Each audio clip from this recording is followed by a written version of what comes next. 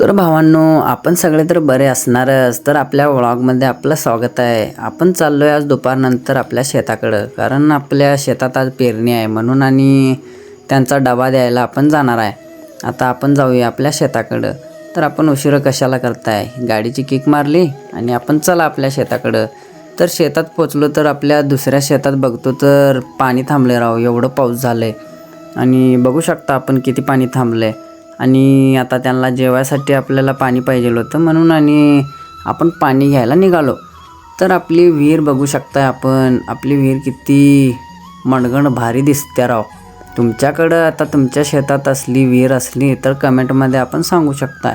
तर एवढं आपण उशीर कशाला करायचा, तर लवकर आपण कळशी भरून घेतली आणि आपण निघालो. तर आपण भरून घेऊन आणि त्यांना दिलो आणि त्यांना जेवायला सांगितलो. तर आपण लागलं आपल्या कामाला. तर आपल्या शेतात आपले डाळिंबरची झाड आहे, ती त्यांना छाटणी ती मारायचं आणि ती झाडाला अनुकूल असते हो.